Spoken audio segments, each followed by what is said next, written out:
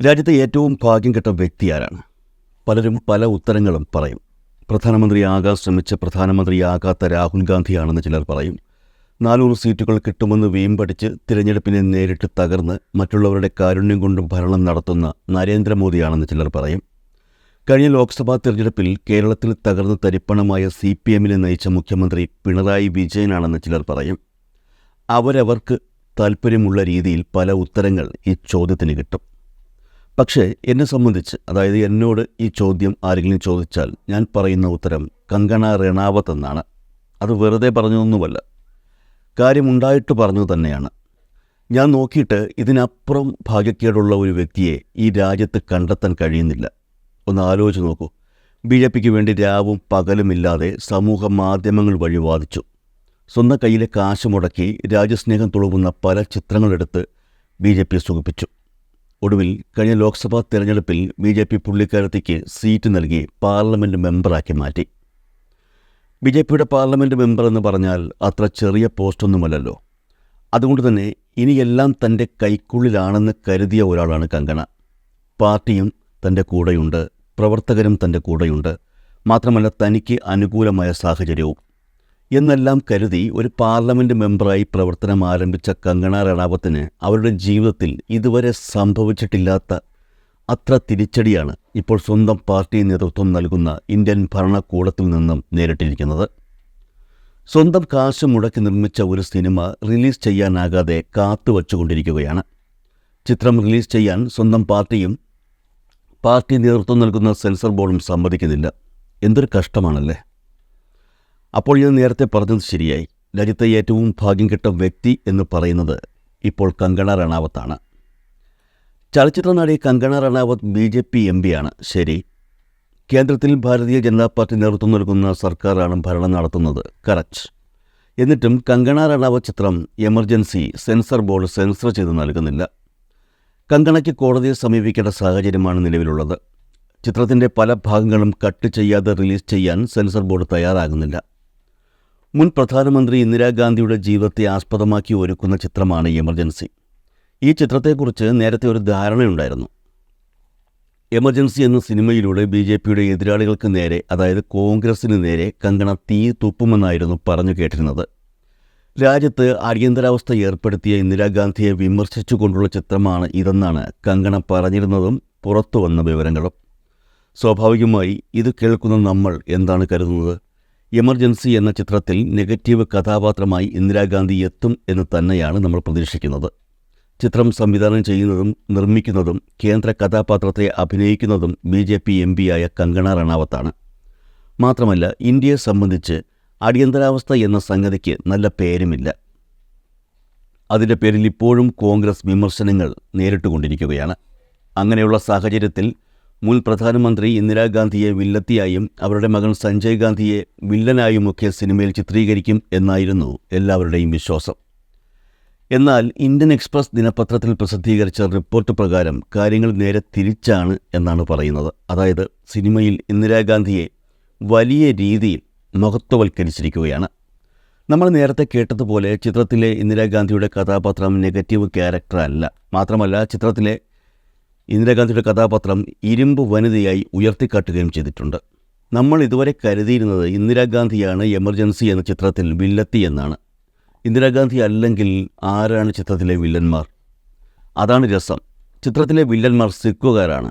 നമുക്കറിയാം, സുവർണക്ഷേത്രത്തിൽ ഇന്ദിരാഗാന്ധി നടത്തിയ operation blue സ്റ്റാറിൻ്റെ പ്രതികാരമായാണ് സിഖുകാർ ഇന്ദിരാഗാന്ധിയെ വെടിവെച്ചു കൊന്നത്. പുറം ലോകം ഇതുവരെ കരുതിയിരുന്നത് സിഖുകാരുടെ എതിർപ്പാണ് എമർജൻസി സിനിമയുടെ റിലീസ് വൈകാൻ കാരണമെന്നാണ്. എന്നാൽ ഇന്ത്യൻ എക്സ്പ്രസ് പ്രസിദ്ധീകരിച്ച റിപ്പോർട്ടിൽ വ്യക്തമാക്കുന്നത് മറ്റൊരു കാര്യമാണ്. പൊതുജനങ്ങൾക്കിടയിൽ ഇന്ദിരാഗാന്ധിയോട് അനുഭാവം വളർന്നേക്കും എന്ന ഭയമാണ് അടിയന്തരാവസ്ഥ തടസ്സപ്പെടാൻ കാരണം എന്നാണ് മനസ്സിലാക്കാൻ സാധിക്കുന്നത്. സെപ്റ്റംബർ 6-ന് ചിത്രം റിലീസ് ചെയ്യാനിരുന്നെങ്കിലും സെൻസർ ബോർഡിൻ്റെ എതിർപ്പിനെ തുടർന്ന് ചിത്രം നീട്ടിവയ്ക്കുകയായിരുന്നു. റിലീസിന് മുമ്പ് ചിത്രത്തിൽ ചില വെട്ടിത്തിരുത്തലുകൾ റിവ്യൂ കമ്മിറ്റി നിർദ്ദേശിച്ചിട്ടുണ്ടെന്ന് Central Board of Film Certification വ്യാഴാഴ്ച ബോംബെ ഹൈക്കോടതിയെ അറിയിച്ചിരുന്നു. മുൻ പ്രധാനമന്ത്രി ഇന്ദിരാഗാന്ധിയുടെ ജീവിതത്തെ ആസ്പദമാക്കി ഒരുക്കുന്ന ചിത്രമാണ് നടിയും BJP MP യുമായ കങ്കണ റണാവത്തിൻ്റെ അടിയന്തരാവസ്ഥ എന്ന കാര്യം എല്ലാവർക്കും അറിയാവുന്നതാണ്. സിനിമയിലെ പ്രധാന താരവും സംവിധാനം ചെയ്തയാളും നിർമ്മാതാവും ഒക്കെ BJP നേതാവായതിനാൽ ഇന്ദിരാഗാന്ധിയുടെ ജീവിതത്തിലെ നിഷേധാത്മക വശങ്ങൾ മാത്രമേ ഈ സിനിമയിൽ ഉണ്ടാവുകയുള്ളൂ എന്നാണ് എല്ലാവരും കരുതിയിരുന്നത്. എന്നാൽ കാര്യങ്ങൾ അങ്ങനെയല്ല. കോൺഗ്രസിന് പോലും ഇന്ദിരാഗാന്ധിയുടെ ജീവിതത്തെക്കുറിച്ച് ഇതിനേക്കാൾ മികച്ചൊരു സിനിമ ചെയ്യാൻ കഴിയില്ലെന്നാണ് ഇന്ത്യൻ എക്സ്പ്രസിൻ്റെ റിപ്പോർട്ടിൽ ചരിത്രകാരൻ മഖൻലാൽ പറയുന്നത്. സിനിമയിൽ വസ്തുതകളെ യാഥാർത്ഥ്യത്തോടെ അവതരിപ്പിക്കാൻ ശ്രമിച്ചിട്ടുണ്ടെന്നും സിനിമ കണ്ടുകഴിഞ്ഞാൽ ഇന്ദിരാഗാന്ധിയോട് നമുക്ക് ആരാധനയും അതിനൊപ്പം സഹതാപവും തോന്നുമെന്നും പ്രൊഫസർ ലാൽ പറയുന്നു. ചിത്രം ഇതുവരെ പുറത്തിറങ്ങിയിട്ടില്ലാത്തതിനാൽ ചിത്രത്തെക്കുറിച്ച് നിരൂപണങ്ങളൊന്നും പുറത്തു വന്നിട്ടില്ല. ഈ സിനിമയുമായി ബന്ധപ്പെട്ട് സെൻട്രൽ ബോർഡ് ഓഫ് ഫിലിം സർട്ടിഫിക്കേഷനാണ് പ്രൊഫസർ മഖൻലാലിനെ വിദഗ്ധ നിരീക്ഷണത്തിനായി ക്ഷണിച്ചത്. അങ്ങനെയാണ് അദ്ദേഹം സിനിമ കണ്ടതും സിനിമയെക്കുറിച്ചുള്ള അഭിപ്രായങ്ങൾ ഇന്ത്യൻ എക്സ്പ്രസിനോട് വെളിപ്പെടുത്തിയതും. September 18 Central Board of Film Certification സിനിമയുടെ കഥയും അതുമായി ബന്ധപ്പെട്ട് ഉയർന്നുവന്ന വിഷയവും കാരണം സ്ക്രീനിംഗ് സമയത്ത് ഒരു ചരിത്രകാരനെ ക്ഷണിച്ചതായി ബോംബെ ഹൈക്കോടതി അറിയിച്ചത്. അതിന് പ്രകാരമാണ് മഖൻലാൽ ആ ചുമതല ഏറ്റെടുത്തത്. തനിക്ക് കോൺഗ്രസിനോട് യാതൊരുവിധ അനുഭവവുമില്ലെന്ന് കോൺഗ്രസിനറിയാമെന്ന് ഇന്ത്യൻ എക്സ്പ്രസിനോട് സംസാരിക്കവേ ലാൽ പറഞ്ഞിരുന്നു. എങ്കിലും വസ്തുതകൾ അംഗീകരിക്കേണ്ടതുണ്ട്. ഇന്ദിരാഗാന്ധിയുടെ വ്യക്തിത്വത്തെ ബഹുമാനിക്കണം. മിസസ് ഗാന്ധിയെക്കുറിച്ച് കോൺഗ്രസിന് പോലും ഇതിലും മികച്ചൊരു സിനിമ ചെയ്യാൻ കഴിയില്ലെന്നായിരുന്നു സിനിമ കണ്ടപ്പോൾ എൻ്റെ പ്രതികരണമെന്ന് ലാൽ പറയുന്നു. ഒരു രാഷ്ട്രീയ നേതാവിനെക്കുറിച്ച് ഇതുവരെ ഉണ്ടായിട്ടുള്ളതിൽ വച്ച് ഏറ്റവും അനുകമ്പയുള്ള സിനിമകളിൽ ഒന്നാണിതെന്നും അദ്ദേഹം അടിവരയിടുന്നുണ്ട്. അപ്പോൾ ഉറപ്പായി പ്രശ്നം സിഖ് സമുദായത്തിനാണ്. സിഖ് സംഘടനകളെ ചൊടിപ്പിച്ച 2 രംഗങ്ങളാണ് ചിത്രത്തിൻ്റെ ട്രെയിലറിലുള്ളത്. ചില സിഖ് തീവ്രവാദികൾ നിരപരാധികൾക്ക് നേരെ വെടിയുതിർക്കുന്ന രംഗമുണ്ട്. മറ്റൊന്ന് ഭിന്ദ്രൻവാല സഞ്ജയ് ഗാന്ധിയുമായി കരാറുണ്ടാക്കുന്നതും പ്രത്യേക സിഖ് സംസ്ഥാനത്തിന് പകരമായി ഇന്ദിരാഗാന്ധിയുടെ പാർട്ടിക്ക് വോട്ട് നൽകുമെന്ന് വാഗ്ദാനം ചെയ്യുന്നതും കാണാം. സിഖുകാരെ ചിത്രീകരിക്കുന്നതിലുള്ള ആശങ്കകൾ ചൂണ്ടിക്കാട്ടി സിനിമയുടെ റിലീസ് തടയണമെന്നാവശ്യപ്പെട്ട് നിരവധി സിഖ് സംഘടനകൾ സെൻട്രൽ ബോർഡ് ഓഫ് ഫിലിം സർട്ടിഫിക്കേഷന് കത്തെഴുതുകയും കോടതിയെ സമീപിക്കുകയും ചെയ്തിട്ടുണ്ട്. എന്നാൽ ഈ വിവാദം തികച്ചും അന്യായമാണെന്ന് ചരിത്രകാരൻ പ്രൊഫസർ മഖൻലാൽ പറയുന്നു. ഭിന്ദ്രൻവാലയെ മുഴുവൻ സിഖ് സമുദായത്തിൻ്റെയും പ്രതിനിധിയാണോ എന്നാണ് ലാൽ ചോദിക്കുന്നത്. ഭിന്ദ്രൻവാല എന്നതൊരു കൂട്ടത്തിൻ്റെ പേരല്ല, ഒരു വ്യക്തിയുടെ പേരാണ് എന്നാണ് ലാൽ പറയുന്നത്. അങ്ങനെ നോക്കുമ്പോൾ എവിടെയാണ് സിഖുകാരെ തെറ്റായി ചിത്രീകരിക്കുന്നത് എന്ന ചോദ്യവും അദ്ദേഹം ഉയർത്തുന്നു. യഥാർത്ഥത്തിൽ പുലിവാല് പിടിച്ചിരിക്കുന്നത് കങ്കണയാണ്. BJP എന്ന പാർട്ടിയെയും അതിൻ്റെ പ്രവർത്തകരെയും സുഖിപ്പിക്കാൻ വേണ്ടി എടുത്ത ചിത്രം ഒടുവിൽ തിരിച്ച് തനിക്ക് തന്നെ പഴിതരുന്ന അവസ്ഥയിലേക്ക് എത്തിയെന്നുള്ളതാണ് ഇതിൻ്റെ ആൻറ്റി ക്ലൈമാക്സ്. സിഖ് സമുദായത്തെ ചൊടിപ്പിക്കുന്ന ഈ രംഗങ്ങൾ വെട്ടിക്കളയാൻ കഴിയില്ലെന്നാണ് കങ്കണ പറയുന്നത്. ഏതാനും സെക്കൻഡുകൾ ദൈർഘ്യമുള്ള ഈ രംഗങ്ങൾ നീക്കം ചെയ്താൽ സിനിമ റിലീസ് ചെയ്യുന്നതിൽ പ്രശ്നമുണ്ടാക്കാൻ വഴിയില്ല. സെൻസർ ബോർഡിൽ കേന്ദ്രം ഭരിക്കുന്ന പാർട്ടിയിലെ, അതായത് BJPയുടെ അനുഭാവമുള്ള ആളുകളാണ് ഉള്ളതെന്ന് എല്ലാവർക്കും അറിയാം. ഇവർ പല പ്രാവശ്യം കങ്കണയെ കാര്യങ്ങൾ പറഞ്ഞ് ബോധ്യപ്പെടുത്താൻ ശ്രമിച്ചിട്ടുണ്ട് എന്നാണ് റിപ്പോർട്ടുകൾ. പക്ഷേ കങ്കണ വഴങ്ങാൻ തയ്യാറല്ല. താരെടുത്ത ചിത്രം തൻ്റെ ഉദ്ദേശങ്ങൾക്കും മീതെ വഴിമാറി സഞ്ചരിച്ചു എന്ന് അംഗീകരിക്കാൻ കങ്കണ തയ്യാറല്ല എന്നർത്ഥം. BJP സംബന്ധിച്ച് ഇന്ദിരാഗാന്ധിയെ ഒരു കാരണവശാലും അംഗീകരിക്കില്ല എന്ന നിലപാടിലുമാണ്. അങ്ങനെ നോക്കുകയാണെങ്കിൽ ഒരു കാര്യം ഉറപ്പിക്കാം: സിഖ് സമുദായത്തിൻ്റെ പ്രതിഷേധമോ കോടതിയിലെ കേസോ ഒന്നുമല്ല എമർജൻസി എന്ന ചിത്രത്തെ പിടിച്ചു വച്ചിരിക്കുന്നത്. BJPയുടെ അജണ്ടയ്ക്ക് വിരുദ്ധമാണ് എന്നുള്ളത് തന്നെയാണ്. അപ്പോൾ ഇനി നമുക്ക് ഉറപ്പിക്കാം, രാജ്യത്തെ ഏറ്റവും ഭാഗ്യപ്പെട്ട വ്യക്തി കങ്കണ റണാവത്താണെന്ന്.